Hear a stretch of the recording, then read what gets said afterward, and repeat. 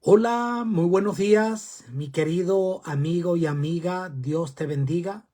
Es para mí un gusto poder una vez más conectarme contigo y compartir una lección más de este maravilloso estudio que hemos tenido sobre el libro de Josué. La lección para esta semana es una lección hermosa, lección número 8, que el título es precioso: Herederos de las promesas, cautivos de la esperanza. Es así como realmente se define un hijo de Dios.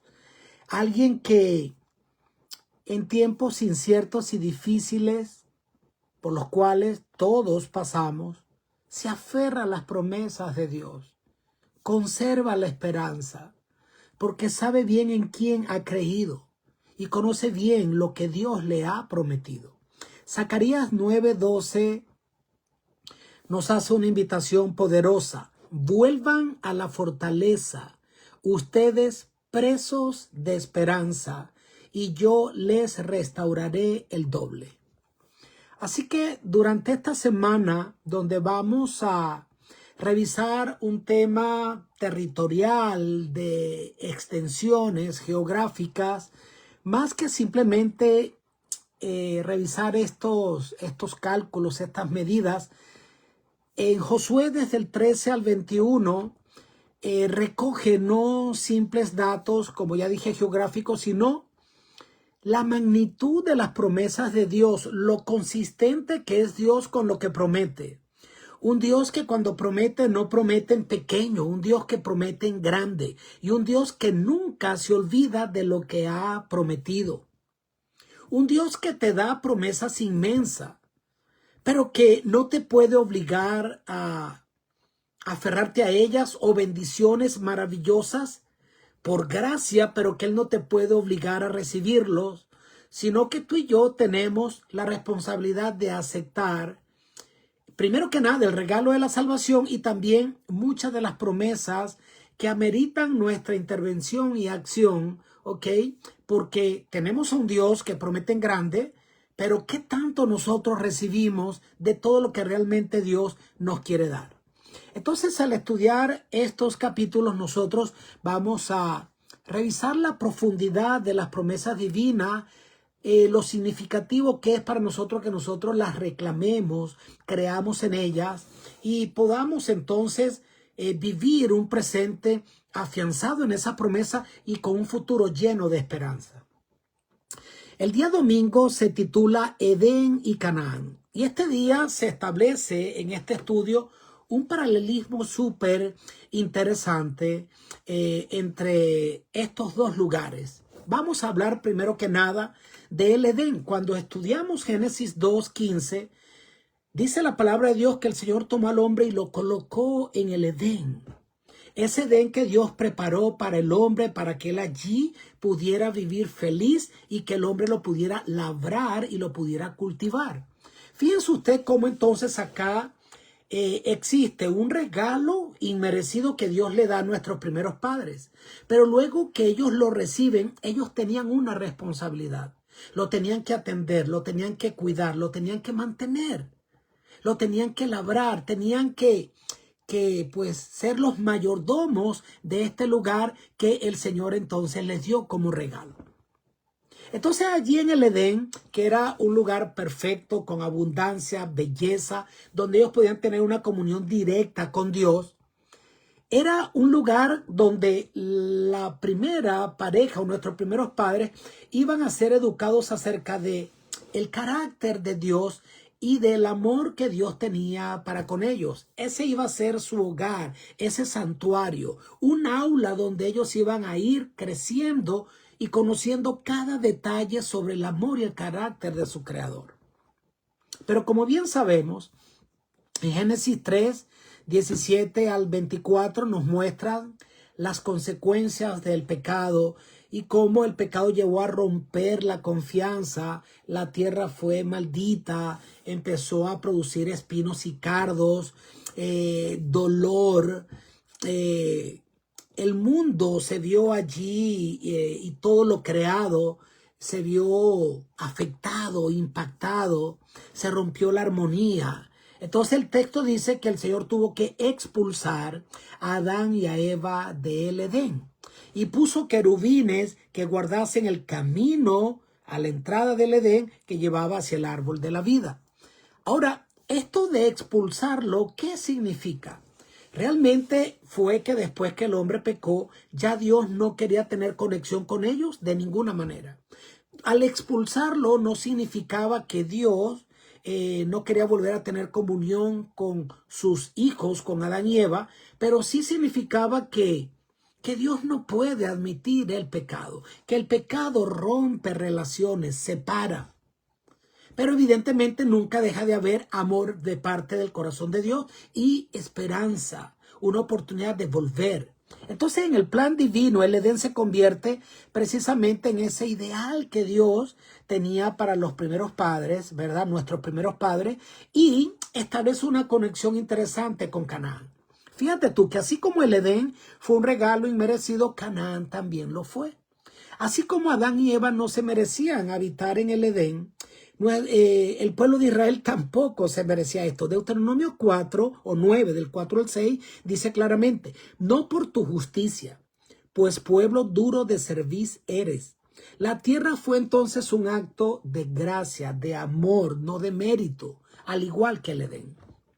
Ahora, cuando Abraham entra en Canaán, Génesis 13, 14 y 15 muestra que él entiende que la tierra no la puede concebir como una propiedad de él, sino pues, y que además no pudo poseer en el momento, sino que era una herencia futura. El Señor se la dio como promesa. El Señor le dijo en Génesis 15, 18, a tu descendencia daré esta tierra. E Isaac también recibió la confirmación de esta promesa. Dice: habitaré contigo y te bendeciré. Génesis 26, 3.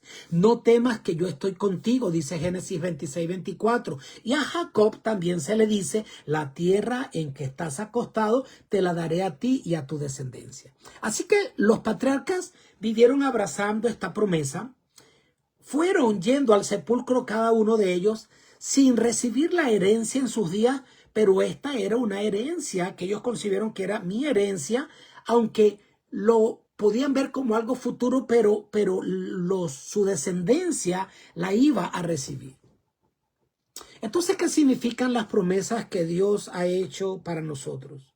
Muchas de estas promesas es probable que tú y yo no las veamos ver cumplidas o no se materialicen en nuestros días, pero son promesas que van más allá de tu comprensión, de mi comprensión y de mi existir. Son promesas firmes y verdaderas que están allí plasmadas, que muchas de ellas las van a recibir nuestros hijos, los que vienen, la generación futura que viene después de nosotros. Y como dice Hebreos 8:6, declara que ahora nosotros tenemos mejores promesas porque provienen de un mediador perfecto.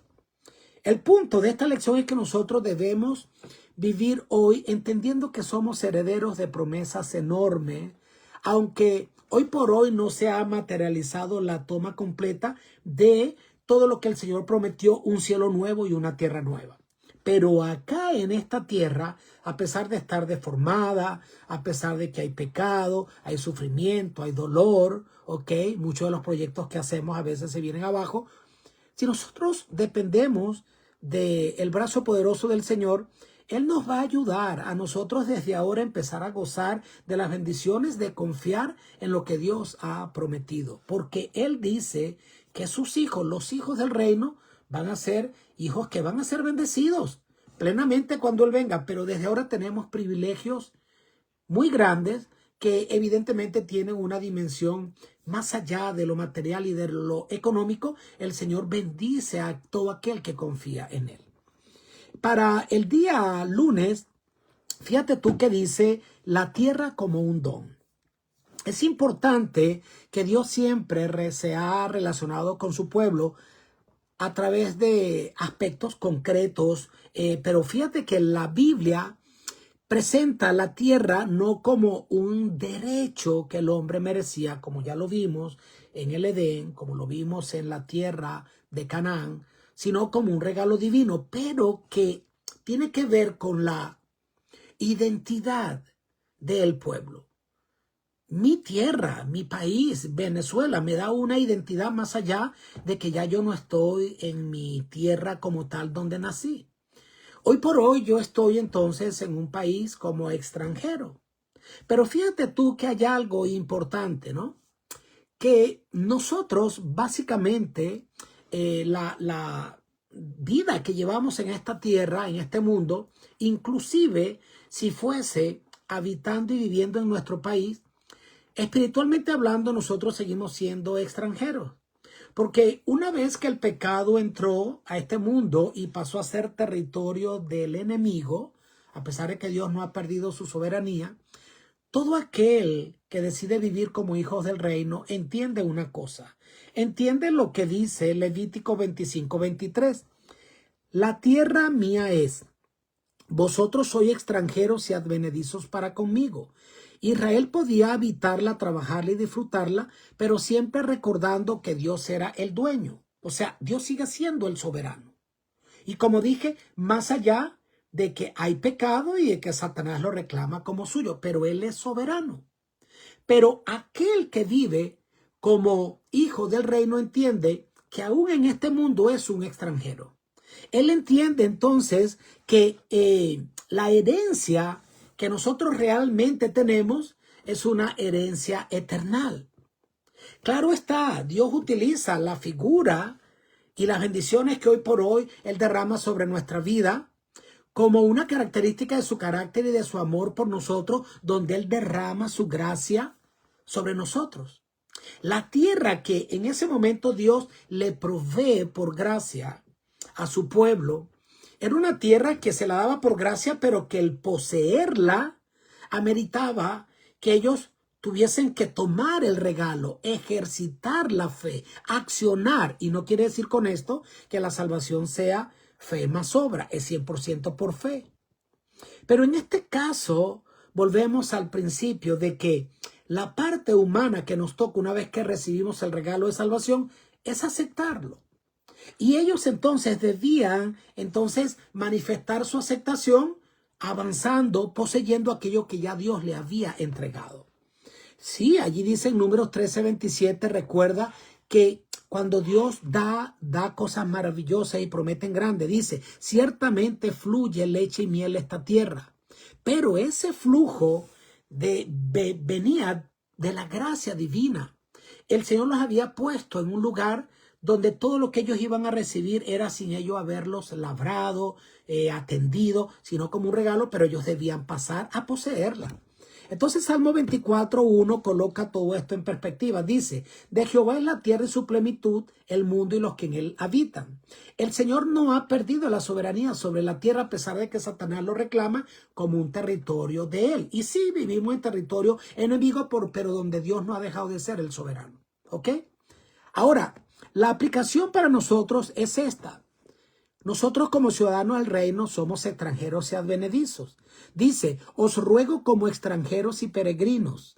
Declara allí que a Abraham, en Hebreos 11, del 9 al 13, que Abraham habitó en aquella tierra como extranjero, esperando la ciudad cuyo arquitecto y constructor es Dios.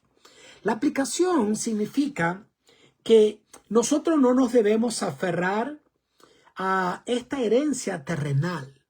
Aunque aún acá en esta vida el Señor nos promete grandes cosas, tenemos que tener una mente más ambiciosa y entender que es mucho más que este bienestar temporal que hoy por hoy podemos tener, el que Dios nos quiere dar. Hay un mundo feliz más allá. Hay una herencia eterna. Y luego que la Biblia detalla que volvamos a esta tierra, será una tierra restaurada a su estado original de como era cuando salió de las manos del Señor. Entonces nosotros, el llamado en esta lección que nos hace la lección, es entender que el dueño es Dios, que nosotros somos sus administradores, que nosotros somos sus mayordomos, que nosotros tenemos que decirle, Señor, mientras yo viva como extranjero en esta tierra, ayúdame para yo vivir como un ciudadano de tu reino. ¿Ok? No conformándome con este siglo, entendiendo que aquí lo que tengo es pasajero, que hay una herencia mayor. Yo confío en esa herencia que tú me has dado, Señor, pero ayúdame a abrazar esta promesa, a atesorar precisamente esto que ya tú has ganado para mí. Ahora, en el día martes hablaba acerca de, o continuaba hablando y profundizando más acerca del desafío que ameritaba esta promesa o este regalo. Allí en la lectura de Josué 13, del 1 al 7, Dios se lo deja claro. El Señor se lo da como un regalo, pero el poseerla no sería fácil. O sea, es la combinación perfecta de lo divino humano, no en términos de salvación, sino en términos de bendición. Ok, nosotros somos salvos por gracia, pero luego iniciamos un camino hacia la santidad donde nosotros nos debemos mantener aferrados, abrazar las promesas de Dios, no soltarnos del brazo poderoso del autor y consumador de nuestra fe. Allí se detalla de que había que hacer algo, pues esa victoria que no dependía de ellos, sí dependía de que ellos creyeran que el Señor lucharía por ellos, que era Dios quien les estaba enviando. Así que la posesión de esa herencia requería esa cooperación humana. La tierra, ya dijimos, un regalo, pero la experiencia de vivir y aprovecharla y disfrutarla ameritaba entonces que ellos eligieran hacerlo. Así que en esa parte hay un paralelismo importante entre lo que es la gracia y la vida cristiana con responsabilidad. Claro que tenemos que, una vez que hemos aceptado el regalo de salvación, vivir de acuerdo a las condiciones del reino y ser hijos del reino. Pues si alguno está en Cristo, nueva criatura es. Somos salvos por gracia, no por obra para que nadie se gloríe, pero la salvación, ¿verdad? Que es totalmente un regalo, amerita que yo entonces pueda, ¿qué? Como decía allí Filipenses 3:12, que es lo que decía Pablo, no que yo lo haya ya alcanzado, pero prosigo hacia la meta para ver si logro hacer aquello para lo cual fui llamado por Cristo. O sea, Él ya me dio por gracia la salvación, pero ahora yo debo caminar siguiendo al Cordero por donde quiera que va, creer, avanzar. Y no porque por mis méritos voy a ser salvo, sino porque va a ser la expresión evidentemente natural de que yo ahora soy un ciudadano del reino. Entonces dice Hebreos 12:28, recibiendo un reino inconmovible, tengamos gratitud y mediante ella sirvamos a Dios agradándole. Es decir, la herencia es tuya, la herencia es mía, pero vivirla requiere reverencia, requiere fidelidad, requiere decisión diaria. ¿Ok? Así que el llamado hoy es, Señor, ayúdame para yo vivir como un hijo del reino. Gracias por esa salvación inmerecida que tú me has dado, pero ayúdame para que todo eso que tú me has dado, yo lo pueda pues cuidar, ser un buen mayordomo y yo pueda vivir cada día abrazando la gracia de Cristo, pero siendo más que victorioso por los méritos de aquel que produce en mí tanto el querer como el hacer. El día miércoles presenta un título interesante, el jubileo. Fíjate tú que ¿qué era el jubileo o el año sabático? Acá se nos habla un tema interesante. El ideal de Dios cuando creó a la humanidad es que todos los seres humanos fueran felices y que hubiese equidad. Y que todos tuvieran por igual, pero tuvieran abundancia. Y eso se denota de la clase de Edén, sobre la cual el Señor puso a sus primeros hijos, a Adán y a Eva, y la clase de tierra que le dio entonces ¿a quién? Al pueblo de Israel. Y la herencia que Él nos promete, y la nueva Jerusalén, calles de oro, puertas de perla, río de cristal. Es decir, al Señor le gusta lo bueno. Y el Señor quiere que sus hijos vivan en abundancia y vivan bien. Pero el pecado fue lo que trajo esa descomposición y ese desequilibrio donde hoy por hoy entonces las riquezas están en manos de unos pocos y hay unos pocos que amasan toda la fortuna que hay en el mundo y la mayoría del resto de la humanidad viven en pobreza y en algunos casos en pobreza extrema. Fíjate tú cómo este nunca fue el ideal divino. Entonces el Señor estableció para su pueblo lo que era el año sabático y el jubileo. ¿Qué significaba esto, no? Aquí se detalla en Levítico 25, 1 al 5, que Dios ordenó que cada séptimo año la tierra debía descansar. Así como está el mandamiento, 6 días trabajarás y harás todas tus obras, pero el sábado, el séptimo día, es de reposo para Jehová tu Dios. Entonces también había un año sabático, donde 6 años se iba a labrar y a sembrar en la tierra, pero en el séptimo año se le dejaría reposar. Ese año sabático enseñaba algo poderoso: dependencia, agradecimiento, confianza en Dios como el proveedor. Este año voy entonces a descansar, pero el Señor no va a dejar de proveer. Ahora, no era quedarme sin hacer nada. En este año de descanso, yo iba a dar y a trabajar y a dar para el necesitado. Porque en ese año, entonces, aquellos que eran los más desprotegidos, de manera natural, los campos generaban frutos, daban frutos, ¿no? Aunque no se les labrara. Y esa cosecha la iban a tomar todos los pobres y menesterosos que habían y que necesitaran comida y alimento. Así que luego había otra parte que lo detalla Levítico 25, 8 al 13, donde aparece el jubileo. Se celebraba cada 50 años. Fíjate tú qué ocurría. El tema de la tierra era algo importante. Denota pertenencia, identidad. Y el plan de Dios dice que Dios, el mandamiento que Dios les da es: esto yo te lo estoy regalando, esta tierra yo te la estoy regalando, no la puedes vender. Ok, no la puedes vender. Esto va a recordar que yo soy tu proveedor, ¿sí? Esto va a recordarte de dónde viene toda tu felicidad, tu bonanza, si tú entiendes que Dios es el proveedor y se hace la parte que te corresponde como hijo del reino, como heredero de la promesa. ¿Está bien? Entonces, no se debía vender, pero podía suceder que la familia, por errores cometidos, administrativamente hablando, o situaciones que hubiesen llegado en la cual cayeron en un estado de pobreza y de necesidad propio de vivir un mundo lleno de pecado, que nos puede pasar. Muchos de los males que llegan a nuestra vida muchas veces son por la ley de la siembra y la cosecha. Lo que sembramos, eso cosechamos. Pero hay una realidad también que existe en este mundo, que a pesar de que tú y yo hagamos las cosas bien, a veces llegan situaciones, no solo económicamente hablando, en nuestra salud, en nuestra familia, en nuestro hogar, con la educación de nuestros hijos, donde a pesar de habernos esforzado en hacer las cosas bien, de construir las cosas bien, de repente las cosas se nos vienen abajo. Pero de cualquier manera, allí siempre está el Señor, o para perdonarnos si esto ha llegado como consecuencia de un error que hemos cometido, o para consolarnos y ayudarnos a levantarnos. No importa si fue por nuestro error o porque llegó, porque tenía que llegar. Claro está, no vamos a decir no importa, claro que importa. Usted y yo debemos intentar que las pruebas o los padecimientos propios que llegan a nuestra vida lleguen como consecuencia de vivir en un mundo de pecado. Pero la palabra de Dios dice claramente: hijitos míos, estas cosas os he escrito para que te vaya bien, para que no peques, para que no te apartes. Porque el pecado lo que trae es eso: pobreza, separación, discordia, enemistades, deterioro. ¿Ok?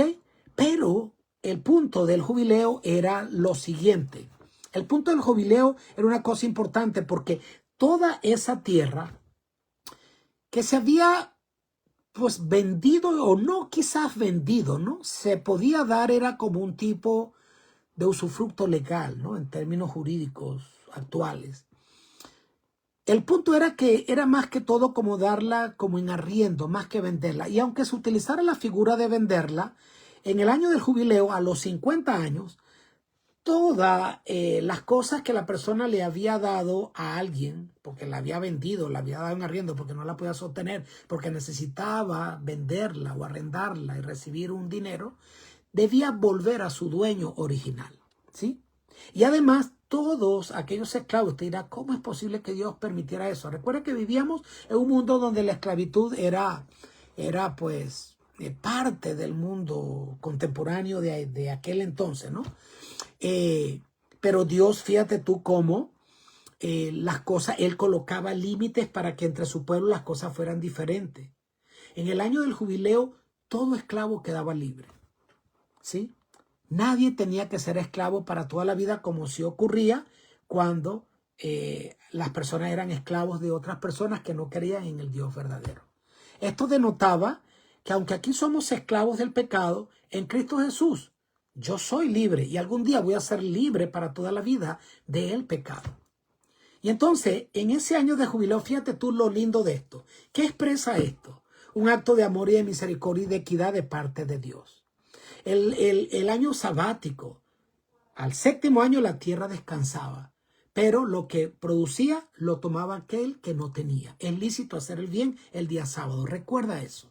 El sábado no es para no hacer nada, es para bendecir a aquellos que lo necesitan. Y luego estaba el jubileo, donde todo aquello que tú habías perdido, entonces tú lo podías rescatar por gracia, por misericordia, porque al final te lo tenían que devolver porque así Dios lo había estipulado, sin tener que pagar el precio de en cuando tú lo habías arrendado o dado, sino que regresaba a ti, y además todos los esclavos en el año del jubileo quedaban libres. Entonces todo esto denota ¿qué cosa? Proclamaréis libertad y volveréis cada uno a vuestra posesión, decía Levíticos 25:10. Ahora hay que dejar claro que nosotros tenemos una corresponsabilidad. Nosotros debemos esforzarnos. El Señor quiere que nosotros seamos cabeza y no cola y que nos esforcemos. Hoy por hoy, si tú estás atravesando por una situación difícil, también revisa tu comportamiento o tu actuar. ¿Has sido diligente o negligente? ¿Te has esforzado? ¿Te has preparado? ¿Has sido un buen mayordomo? ¿Has sido alguien que ha administrado lo que el Señor te ha dado, porque al final es con su fuerza que lo hemos obtenido y así lo entendemos? Y lo hemos utilizado para hacer el bien y lo hemos conservado para bien. Pero ¿qué pasa si entonces ha llegado un momento en el que nos hemos equivocado? O por vivir en un mundo lleno de pecado, estamos en una situación difícil, económica, de salud, familiar y de la que sea. Recuerda que existe el año del jubileo. Existe ese año o ese momento en el cual Cristo vendrá, aparecerá en la nube de los cielos y dejaremos de ser esclavos del pecado y seremos libres para siempre. Ya acercándonos al final de este estudio maravilloso que me ha encantado, encontramos la parte del jueves titulada La Tierra Restaurada. Y fíjate tú cómo es esto, ¿no? Allí vemos que Israel, cuando fue llevado al exilio babilónico, vivió el dolor del desarraigo, de haber sido sacado de su terruño, ¿no? Duele a veces tener que salir del país y vivir en un lugar donde pues no es tan fácil vivir como extranjero. Sin embargo, Dios confirmó su pacto con su pueblo. Él dijo, los edificaré y no los destruiré, los plantaré y no los arrancaré. Y añadió, volverán de la tierra del enemigo, tus hijos volverán a su territorio. Jeremías 31:16. Luego Ezequiel también lo repite, os reuniré de los pueblos y os daré la tierra de Israel. Y luego también en Ezequiel dice, manifestaré mi santidad y habitarán en seguridad en su tierra. Y luego Ezequiel 37 dice, pondré en vosotros mi espíritu y habitarán para siempre en la tierra. O sea, eran promesas de restauración, pero eran promesas condicionales. Al igual que las promesas que hoy Dios nos da a nosotros, tienen también una condición. Esas son promesas de que Dios promete restaurarnos, pero nosotros debemos entonces, como ya dijimos, abrazar esas promesas del Señor y vivir de acuerdo a ellas como ciudadanos del reino. Ok, aquí no estamos hablando del tema de la salvación, pero dice acá en Juan 14 del 1 al 3, y Jesús lo expresó con claridad, voy pues a preparar lugar para vosotros, volveré y os tomaré conmigo, para que donde yo estoy vosotros también estéis. Y esa es nuestra esperanza, dice Tito 2:13, la bienaventurada esperanza y manifestación de nuestro gran Dios y Salvador Jesucristo es la que nos va a permitir tener una herencia eterna. Lo que la lección de este día y de esta semana nos quiere decir es que la tierra no será restaurada, ni la paz en este mundo será plena por más esfuerzo que los hombres hagan y por más espíritu de ser pacificadores tengamos, que lo debemos tener, y procurar la paz con todos mientras tanto sea posible, dice la palabra del Señor. Hasta que Cristo no venga, en este mundo no habrá paz verdadera. La tierra va a ser restaurada y la paz solo cuando Cristo venga. Y es por eso que nosotros debemos orar y decir, Señor, ven, Señor Jesús. ¿Ok? ¿Por qué razón? Porque mientras exista el pecado y Cristo no haya venido, este mundo estará lleno de conflictos, de situaciones difíciles, donde aunque seamos hijos del reino, nos va a tocar sufrir. Pero entre tanto, hay una parte que a nosotros nos toca desempeñar. ¿Cómo estás viviendo tú? ¿Estás esforzándote? ¿Estás preparándote? ¿Estás dando lo mejor no solo en el ámbito espiritual, sino en el ámbito financiero, material? Eres un buen mayordomo, eres un empleado de confianza, eres una persona que te has esforzado, que en el país donde estás y donde se te ha dado la oportunidad vives como un ciudadano del reino, como alguien que se apega a las leyes terrenales, a todas siempre y cuando éstas no vayan en contra de los principios divinos. ¿Eres tú un buen ciudadano? ¿Eres tú una persona que se merece estar donde estás? Eres una persona que tiene una condición hoy día precaria porque sencillamente no has actuado de una manera correcta. El Señor te ha puesto bendiciones allí al alcance y tú las has despreciado. Es interesante esto, ¿no? Entonces, hay un pensamiento acá con el cual quiero terminar que la hermana Elena de White, el autor trae escrito este párrafo por la hermana Elena de White, que nos presenta una verdad profunda. Fíjate lo que dice. Estaremos eternamente salvados cuando entremos por las puertas de la ciudad, solo allí. Es decir, la salvación tiene un cumplimiento final y completo únicamente cuando estemos dentro de la Nueva Jerusalén.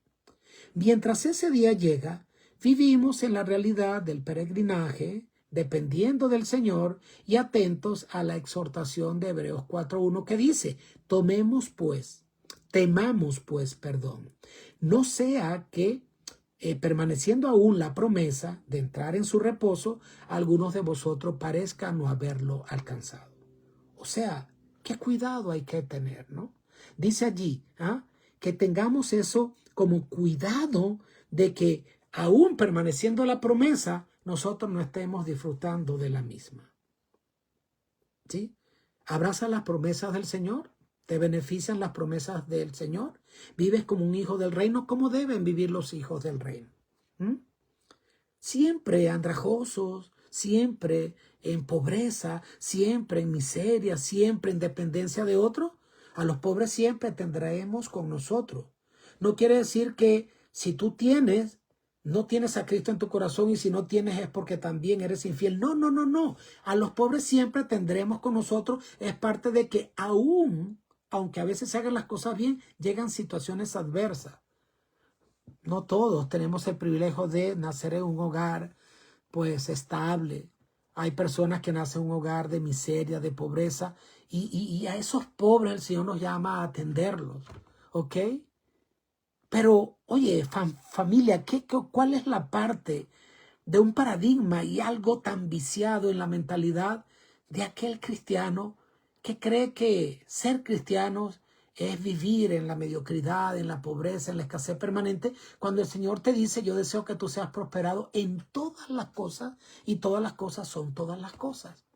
¿Cuál es tu situación hoy día? No lo sé, pero es importante que tú entiendas que tú eres un hijo del Rey y que debemos vivir como hijos del Rey, no solo materialmente hablando, sino de la manera como nos conducimos, cómo nos preparamos, cómo las personas nos ven, cómo respetamos y nos respetan. Y que entendamos que lo que tenemos viene de la mano de aquel que nos da, del Padre de la Misericordia, que es el que nos da la fuerza para hacer las riquezas. Es decir, es un tema de no juzgar. Porque a veces vemos a alguien que a lo mejor está pasando por una situación lamentable y enseguida los vamos a juzgar, lo vamos a criticar, o aquel que no tiene critica aquel que tiene y dice, oh sí, porque mira, como él tiene, qué tipo de deseo tendrá de una patria mejor porque está aferrado a los tesoros de este mundo. No, no es así. Solo Dios conoce el corazón de las personas. Y lo que importa es que nosotros podamos atesorar las promesas del Señor colocando la prioridad de nuestra vida primeramente en alcanzar el reino eterno. Porque este mundo pasa, pero entre tanto estamos, material, profesionalmente hablando, terrenalmente hablando, debemos vivir como si Cristo no hubiese de venir en nuestros días y mientras tanto vamos a dar lo mejor para dar algo valioso a este mundo y dejar a nuestra familia sobre una mejor plataforma sobre la cual nosotros nos hemos levantado. ¿Quiere el Señor bendecirte?